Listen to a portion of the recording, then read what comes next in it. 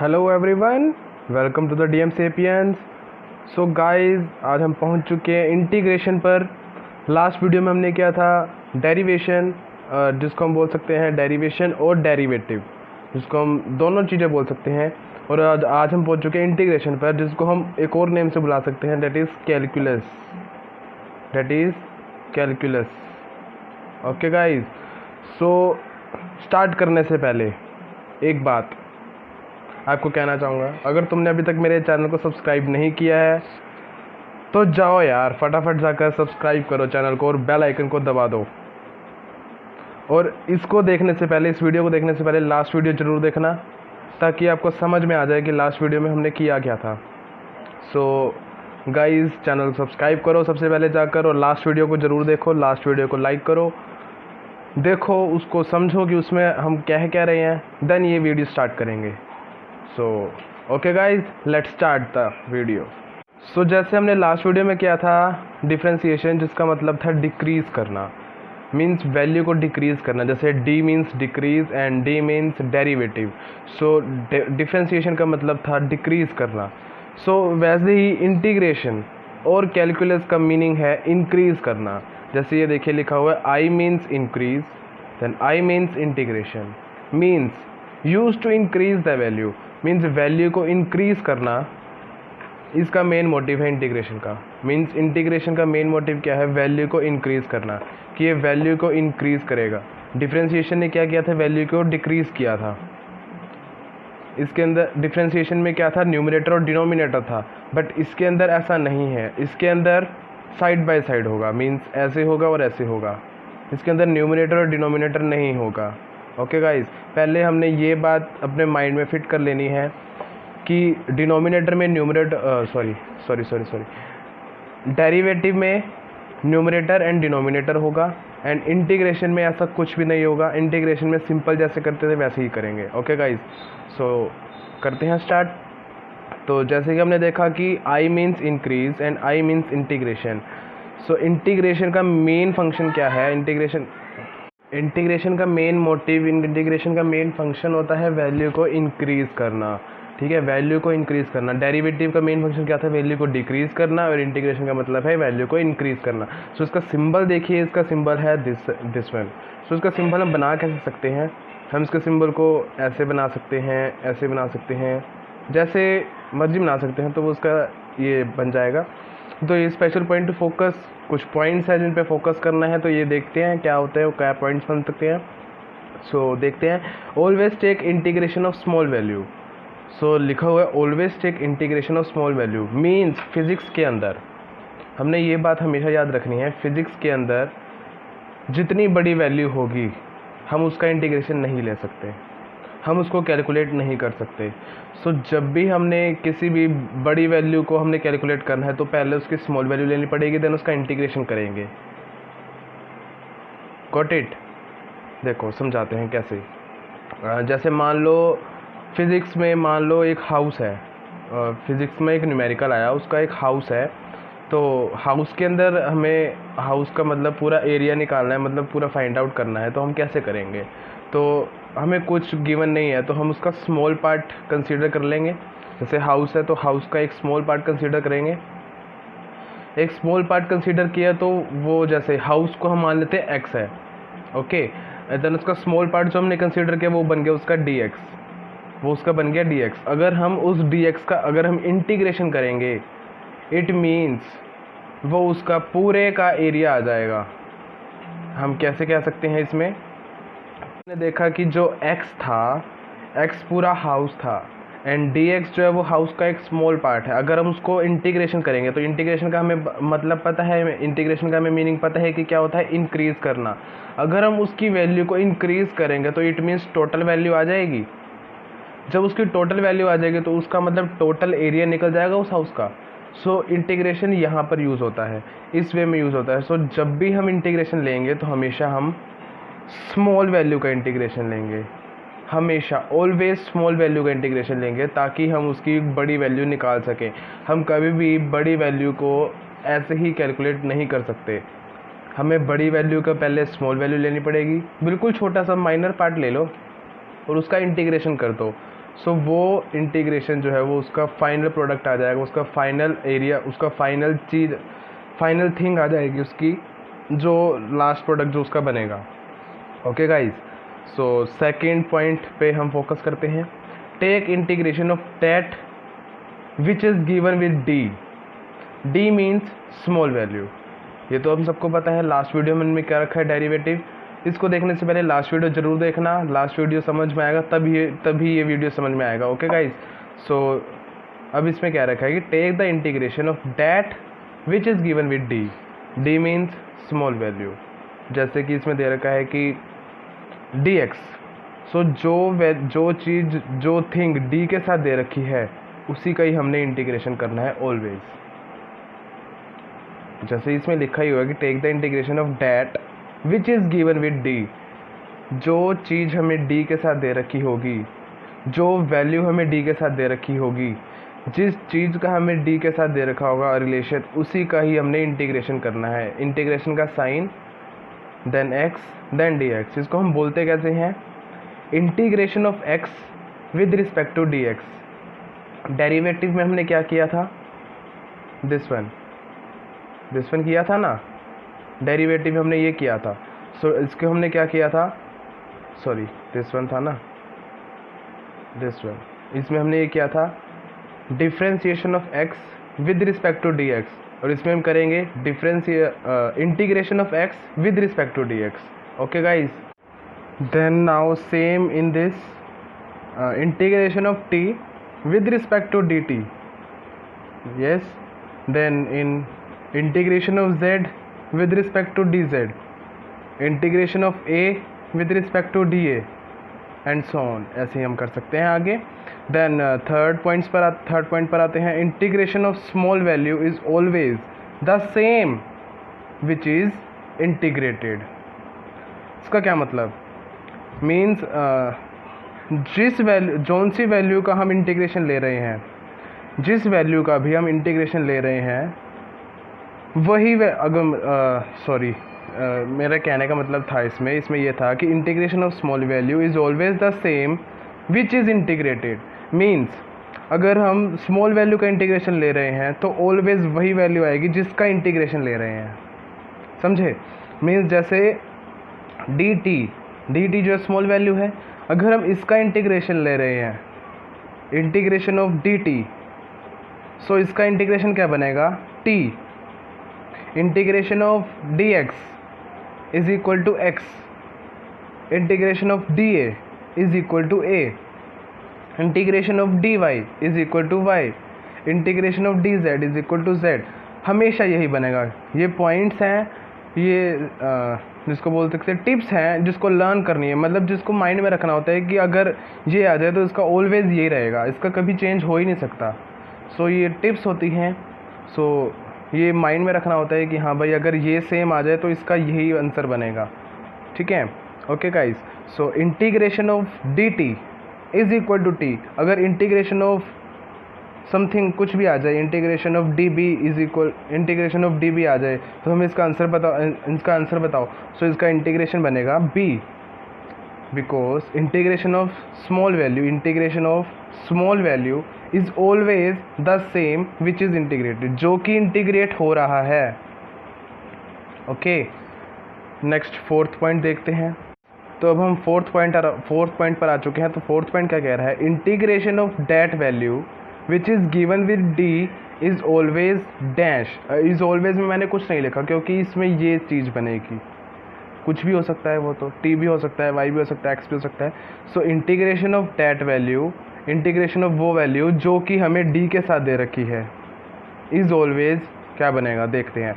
अब हमें पता है कि इंटीग्रेशन का मतलब होता है इंक्रीज़ करना, हम सबको पता है इंटीग्रेशन का मतलब होता है इंक्रीज़ करना। सो जो वैल्यू t के साथ, जो वैल्यू इसके साथ दे रखी होगी d के साथ, जो वैल्यू d के साथ दे रखी होगी, अगर हम उस चीज़ का ही इंटीग्रेशन कर रहे हैं, तो क्या इंटीग्रेशन बनेगा, t²/2। ये कैसे आया, ये ऐसे आया। देखो अब ये एग्जांपल है next, integration of x with respect to dx। So इसका आंसर क्या बनेगा, इज इक्वल टू x वही सेम, x सेम ले लिया, ऊपर इसकी पावर क्या है 1 है, इसकी पावर 1 है। सो इंटीग्रेशन में क्या करते हैं, जो पावर है इस पावर को डिनोमिनेटर में ले जाते हैं, इस पावर को डिनोमिनेटर में ले जाते हैं, डिनोमिनेटर में लेके तो +1 कर देंगे, एंड जो ऊपर पावर थी उसमें भी +1 कर देंगे। ये इंटीग्रेशन का रूल होता है, ठीक है, कि जो पावर उसमें दे रखी है इंटीग्रेशन के अंदर वही पावर डिनोमिनेटर में जाएगी +1 के साथ, एंड वही पावर +1 के साथ न्यूमरेटर में जाएगी with that value. Okay guys, so इसका आंसर बनेगा x² 2 integration of x with respect to dx is equal to x² 2 always. अब next, integration of y with respect, sorry यहाँ पे y आएगा, integration of y with respect to dy is equal to y जिसकी power 1 है। सो 1 जो है ये कहाँ जाएगा, डिनोमिनेटर में, 1 डिनोमिनेटर में चला गया तो इसकी पावर जो 1 है उसके साथ +1, देन न्यूमरेटर में भी +1, 1 + 1 2, एंड देन डिनोमिनेटर में भी 2। सो y² 2 इसका आंसर आ जाएगा। सो गाइज अब हम नेक्स्ट पॉइंट पर प्रोसीड कर रहे हैं, that is 5th point. 5th point क्या है, integration of constant value. Integration of constant value is always constant but with integrated value, इसका मतलब क्या है, इसका मतलब ये है, पहले एग्जाम्पल को छोड़ दो, ये नेक्स्ट पार्ट में आएगा, मैंने इसमें लिख दिया, सॉरी इसकी गलती से लिख दिया यहाँ पर, यहाँ से प्रोसीड करेंगे 5x वाले से। सो इसका देखिए, integration of 5 with respect to dx क्या बनेगा।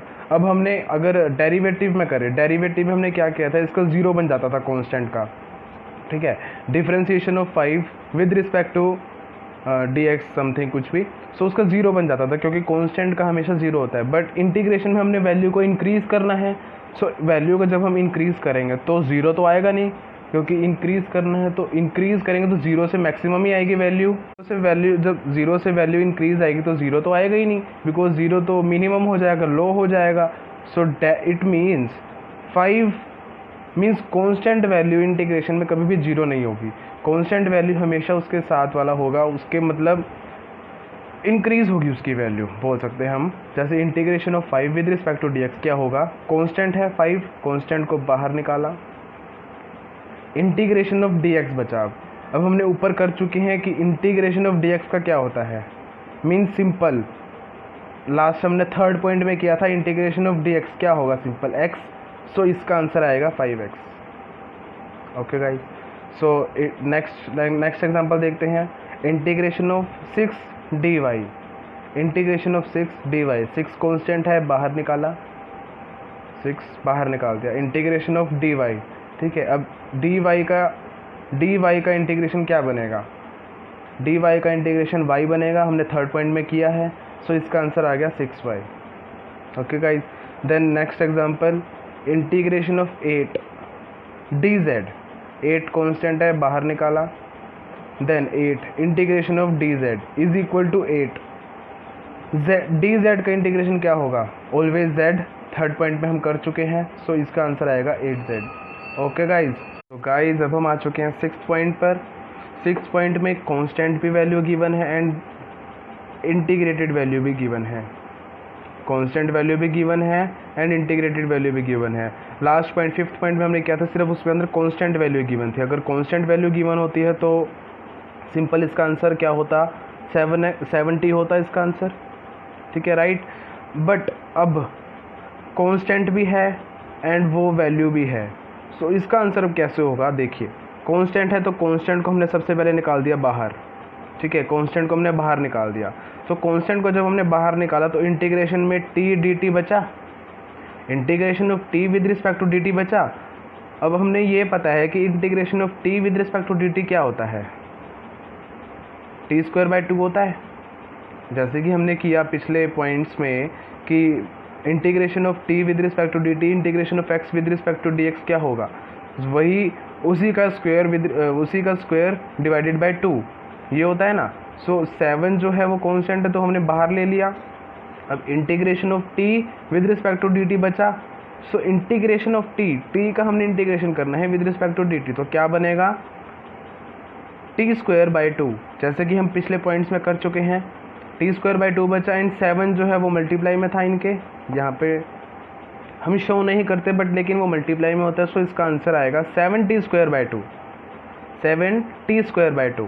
ये कुछ स्पेशल पॉइंट्स हैं, ये कुछ अपनी तरफ से बना रखे हैं पॉइंट्स, सो इनको माइंड में रखकर आगे हम क्वेश्चन सॉल्व कर सकते हैं। सो ये बहुत अच्छी ट्रिक है तुम्हारे लिए, सो ध्यान से देखिए इनको ज़रा। अब नेक्स्ट एग्जांपल देखते हैं, integration of 6x with respect to dx। Integration of 6x with respect to dx, 6 constant है बाहर, 6 कांस्टेंट बाहर निकाल दिया, बाहर आ गया।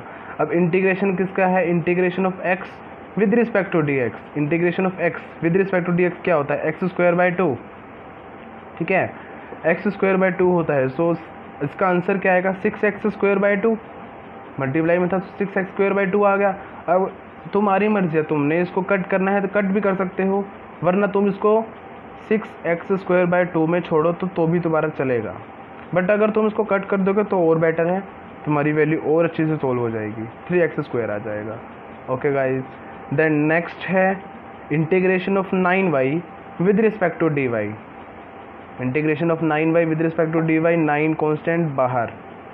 ओके गाइज, जब हम क्वेश्चन सोल्व करेंगे तो उसमें एरो पुट नहीं करना, ये सिर्फ समझाने के लिए है कि 9 कांस्टेंट है तो बाहर ले लेंगे, बस हमने जस्ट इमेजिन करना है कि 9 कांस्टेंट है तो हम 9 को बाहर ले लेंगे ऐसे।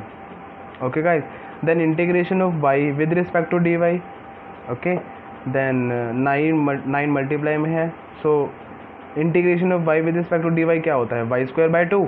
देन इसका आंसर आ गया 9y square by 2। Clear, that's all. Then 7th point पर आते हैं। अब हम 7th पॉइंट पे क्या है, when power is more than 1।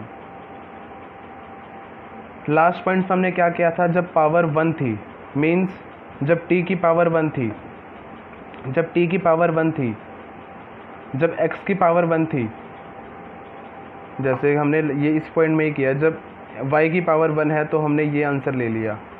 Okay, हमने क्या किया था, पावर को डिनोमिनेटर में लाकर 1 प्लस किया था एंड ऊपर भी 1 प्लस किया था, तो हमने हमारा आंसर आ गया था। इसमें भी हम ऐसे ही करेंगे, when power is more than 1, जब पावर 1 से ज़्यादा होगी, 2 हो गई, 3 हो गई, 4 हो गई, 5 हो गई, 10 हो गई, 100 हो गई, जितनी मर्जी हो गई। सो हम उसको ऐसे ही सोल्व करेंगे, integration of t square with respect to d t. So क्या होगा, पावर है, पावर को डिनोमिनेटर में उतारा +1, पावर को डिनोमिनेटर में उतार कर +1, एंड जो पावर है पावर के अंदर भी +1 कर दिया, तो इसका आंसर आ गया t3/3, t3/3। Okay guys, so next example में देखते हैं। नेक्स्ट एग्जांपल कैसा है, इंटीग्रेशन ऑफ a की पावर 4, सॉरी यहाँ पर भी a आएगा, इंटीग्रेशन ऑफ a की power 4 with respect to dA।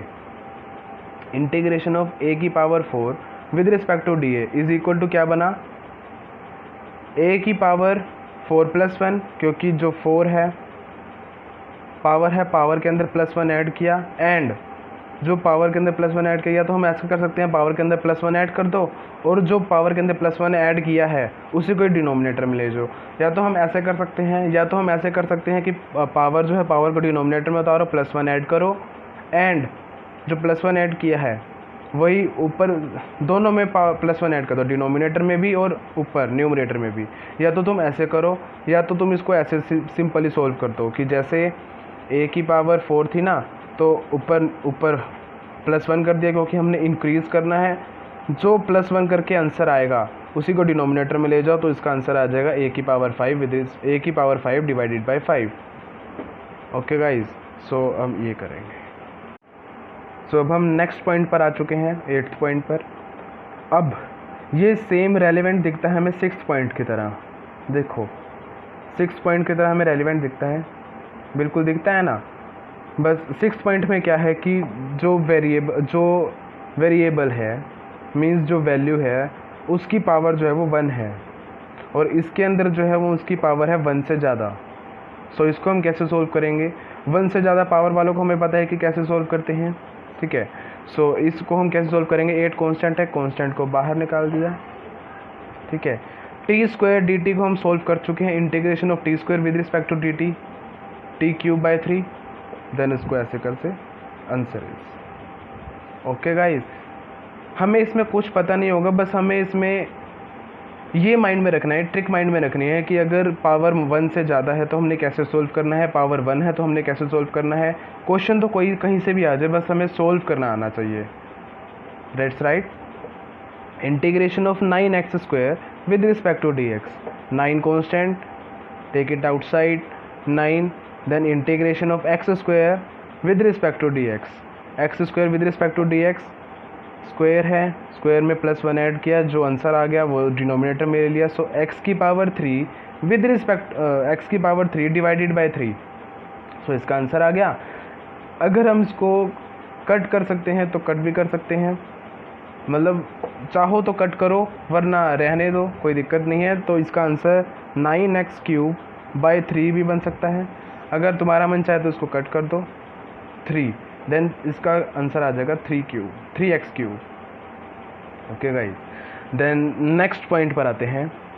This is most important point है, स्टार बना लीजिए इसमें। मोस्ट इम्पोर्टेंट पॉइंट है जिसको कहते हैं कि ना, value is given 1 by something, means reciprocal में वैल्यू दे रखी है, जैसे रेसिप्रोकल में वैल्यू दे रखी है, देन उसका आंसर क्या बनेगा? जैसे इंटीग्रेशन, जैसे एग्जांपल दे रखे हैं, integration of 1 by x with respect to d x, integration of 1 by x with respect to d x, reciprocal में वैल्यू है, integration of 1 by x with respect to d x, उसका क्या बनेगा? log x, उसमें log आ जाएगा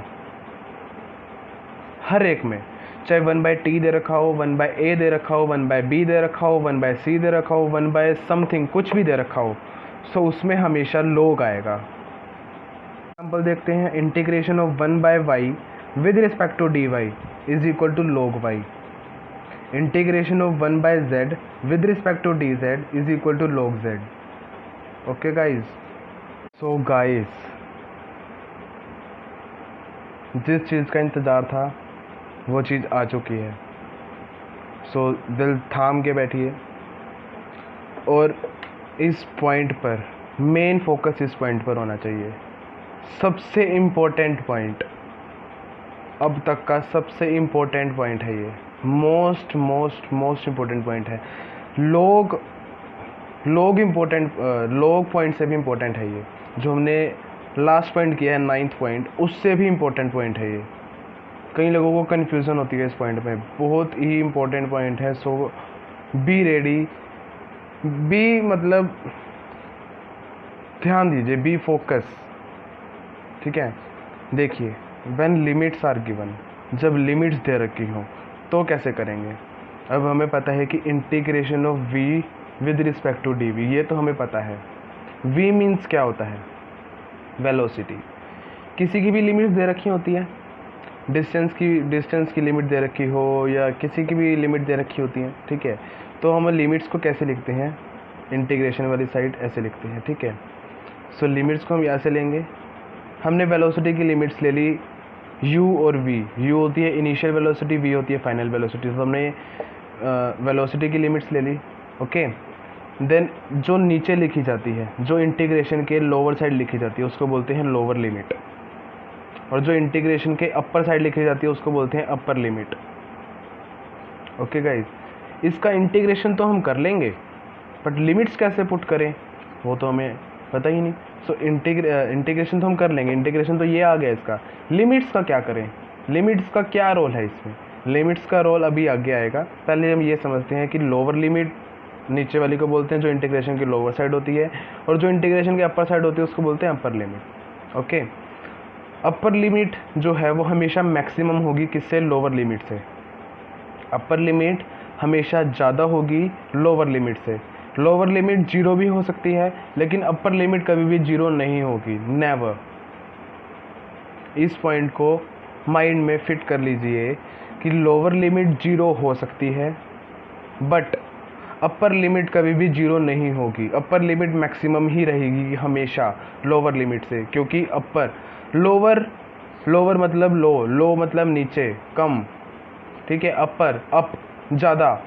सो जो upper limit है वो हमेशा ज़्यादा रहेगी और जो लोअर लिमिट है वो जीरो भी हो सकती है। ओके गाइज, सो इस बात का हमेशा मेन फोकस रखना है। सो अब इसका इंटीग्रेशन करेंगे, integration of v with respect to d आ गया वी स्क्वायर बाई 2, जैसे हमने लास्ट पॉइंट्स में कर रखे हैं। सो जब ये इनका इंटीग्रेशन जब हम करेंगे तो इनके साथ में ब्रैकेट लिमिट्स भी लेनी है, क्योंकि लिमिट्स तो हमें अभी पुट करी नहीं कि लिमिट्स अब पुट करेंगे ना, लिमिट्स तो अब हम पुट करेंगे। सो लिमिट्स ले ली, लोअर लिमिट हमेशा नीचे, अपर लिमिट हमेशा ऊपर। ओके गाइस, सो एक फॉर्मूला होता है हमेशा जब भी इसको सोल्व करते हैं, तो एक फॉर्मूला होता है upper limit minus lower limit. Upper limit में से लोअर लिमिट को हमेशा माइनस करना, क्योंकि अपर लिमिट क्या है, लोअर लिमिट से बड़ी है। तो बड़ी में से छोटी वैल्यू को माइनस करेंगे तभी तो मतलब पॉजिटिव आंसर आएगा, है ना। So upper limit minus lower limit. और एक मेन पॉइंट ब्लैक में इसको बॉक्स में कन्वर्ट कर रखा है मैंने। मेन पॉइंट इसका क्या है, limit replaces the integrated value. कहने का मतलब क्या है कि जो ये लिमिट्स हैं ये इस वैल्यू को रिप्लेस कर देगी। मीन्स कहने का मतलब क्या है कि अगर यहाँ पे न्यूमेरिक वैल्यू होती, तो v की जगह वही न्यूमेरिक वैल्यू आती। अभी हमने एग्जांपल्स करेंगे तो एग्जांपल्स में आपको सब समझ में आ जाएगा कि कैसे करें, ये जस्ट समझाने के लिए है। अगर यहाँ पर न्यूमेरिक वैल्यू होती तो न्यूमेरिक वैल्यू तो v की जगह, ये वाले v की जगह न्यूमेरिक वैल्यू आती। ओके गाइज, बट अब यहाँ पे न्यूमेरिक वैल्यू नहीं है। सो ये वैल्यू यहाँ इसकी जगह और ये वैल्यू इसकी जगह, क्योंकि अपर लिमिट माइनस लोअर लिमिट करना है। कैसे करेंगे देखिए, ये आ गया, ये आंसर आ गया हमारा यहाँ तक हमारा हो चुका है अभी तक। So upper limit minus lower limit कैसे करना है, डिवाइडेड बाई 2 है, डिवाइडेड बाई 2 कॉमन भी ले सकते हैं हम, डिवाइडेड बाई 2 कॉमन ले लिया। Upper limit v square upper limit है, यानी v अपर लिमिट है, तो v की जगह v ये वाला v आएगा, v square minus lower limit, v की जगह u। देखो u ने v को रिप्लेस कर दिया, तो v की जगह u आ गया। So upper limit minus lower limit, that is the answer. So that's the answer, ये हमारा आंसर हो गया। सो अब हम आ चुके हैं नेक्स्ट एग्जांपल पर। नेक्स्ट एग्जांपल देखते हैं, जैसे integration of a with respect to d a दे रखा है। सो उसकी लिमिट्स दे रखे हैं 0 to 3, लोअर लिमिट है 0, अपर लिमिट है 3, ऊपर वाली लिमिट अपर होती है, नीचे वाली लिमिट लोअर होती है। सो ऐसे है। सो इसको हम कैसे सोल्व करेंगे, देखिए इसको तो हम सोल्व कर सकते हैं। इसका आंसर क्या बनेगा, a स्क्वायर बाई 2 बनेगा, ऑब्वियस ही बात है, क्योंकि इसकी पावर 1 है। तो जब हम 1 + 1 और डिवाइडेड बाय जब 1 + 1 करेंगे तो ये आ जाएगा आंसर। इसका इंटीग्रेशन हमारा हो चुका है। अब इसके लिमिट्स हैं 0 to 3। अब हमने यहाँ पे क्या क्या रखा है कि limits replaces the integrated value, limits replaces the integrated value. Means इसका कहने का मतलब ये है कि जो ये लिमिट है वो इसको a को रिप्लेस कर देगी। मीन्स अब अगर यहाँ पे हमने जैसे पहले यहाँ पे बोला था कि अगर यहाँ पे न्यूमेरिक वैल्यू होती तो वो v को रिप्लेस कर देती, उसकी जगह न्यूमेरिक वैल्यू आएगी।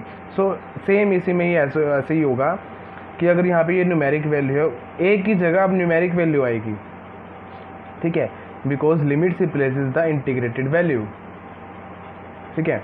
सो 3 अब यहाँ पे आएगा, a की जगह 3 आएगा, 3 अपर लिमिट माइनस लोअर लिमिट, 3 का स्क्वायर बाई 2, 1/2 कॉमन ले लो, चाहे 1/2 कॉमन ले लो, बाहर ले लो, ये जैसे मर्जी कर लो, एज योर विश, ठीक है। सो 3 यहाँ पर आएगा, a की जगह 3 अपर लिमिट माइनस लोअर लिमिट, यहाँ पे स्क्वायर है तो इसका भी स्क्वायर आएगा, माइनस लोअर लिमिट। अगर 0 का स्क्वायर करेंगे तो वो भी 0 आएगा, ऑब्वियस ही है, 0 का स्क्वायर 0 होता है। So 0, 9 - 0/2, 9/2, that's the answer, 9/2 is the answer. Okay, then next example देखते हैं अब हम, integration of t square with respect to dt। Integration of t square with respect to d t. ये मुश्किल लगता है थोड़ा सा, तो उसको देखते हैं कैसे सोल्व करेंगे। सो इंटीग्रेशन ऑफ टी स्क्वायर, तो हमें पता है क्या होगा, टू पावर है तो पावर में +1 ऐड कर दिया, और डिनोमिनेटर में तो डिनोमिनेटर में उतारा तो +1 ऐड कर दिया, तो t³/3, ये तो इसका आ गया। अब इसकी लिमिट्स पुट करनी है। 5 जो है अपर लिमिट है, 3 जो है वो लोअर लिमिट है। 5 अपर लिमिट है, 3 लोअर लिमिट है। So upper limit minus lower limit, हमने क्या करना है, t की जगह लिमिट्स पुट करनी है।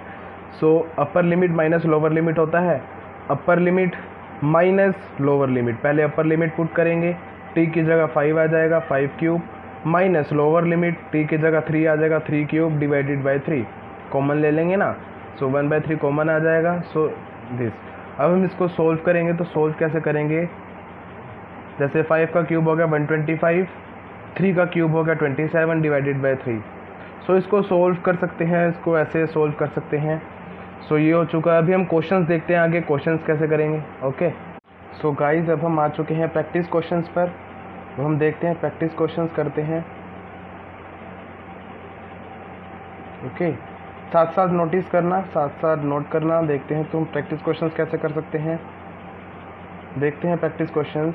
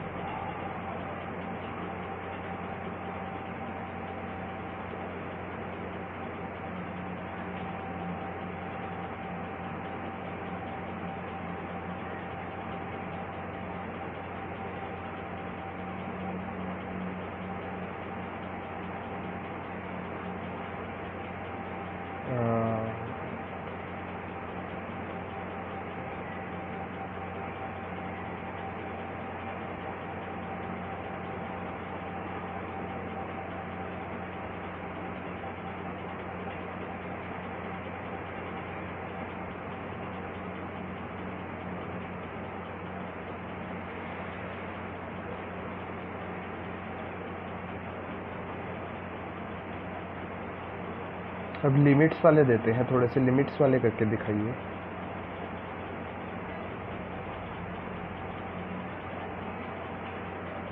ओके,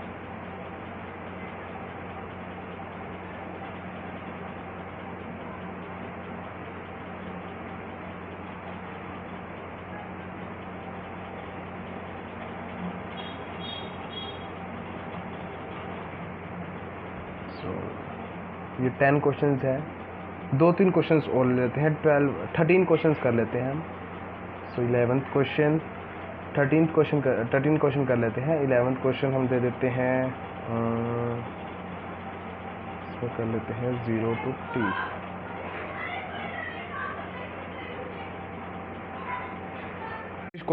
सो ये प्रैक्टिस क्वेश्चंस है गाइस, इसको सॉल्व कीजिए। अभी हम भी ट्राई करते हैं इसको सॉल्व करने की, तो साथ साथ सॉल्व करते हैं। तुम सॉल्व कीजिए, तुम सॉल्व करो, मैं तुम्हें आंसर्स दिखाऊंगा इनके, ठीक है। ओके, तो सॉल्व करो गाइस। अब हम आ चुके हैं हमारे आंसर्स पर। आई होप तुमने सॉल्व कर लिए होंगे। आई थिंक एक में प्रॉब्लम आई होगी, बट मुझे नहीं लगता कि प्रॉब्लम आई होगी, बट देखते हैं कि तुम्हें प्रॉब्लम आई है नहीं आई। ये रही तुम्हारे सामने आंसर्स, तो देखिए आंसर्स। सो ये आंसर्स हैं। फर्स्ट का आंसर x²/2, सेकंड का आंसर 2y², थर्ड का आंसर 7x³/3, फोर्थ का आंसर z³, फिफ्थ का आंसर log v। जैसे कि हमने सारे पॉइंट्स मिलाकर हमने करे हैं। वीडियो को एक बार दोबारा देख लीजिए, अगर वीडियो समझ में नहीं आई तभी ये क्वेश्चंस होंगे। वीडियो ध्यान से देखिए, क्वेश्चन सोल्व हो जाएंगे। सो ऐसे है, a का है a, देन 8y³ का आंसर आ रहा है। बहुत सारे सही आंसर हैं ये। 8/4 divided by 8y⁴ divided by 4 2/4। So 8th का आंसर है 9z5 डिवाइडेड बाय 5। 9th का आंसर है 9th हमने ये लिमिट्स में पुट किया है तो 316 डिवाइडेड बाय 3। 10th का आंसर है 211 डिवाइडेड बाय 5। ओके 11th का आंसर ये रहा। 11th का आंसर देखिए आराम से, 11th के आंसर में प्रॉब्लम होगी। 11th ये रहा। ओके वैसे ही किया है। 7 कॉन्स्टेंट है, 7 को बाहर ले लिया हमने। सो बाकी जो बचा वो उसका ये आगे लिमिट्स लेनी है, लिमिट्स भी 7 के साथ ही तो आएंगी।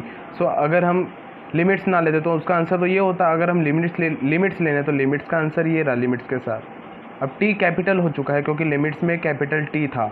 ओके गाइस, सो 12th का आंसर log x, 13th का answer log a। That's all for this video guys.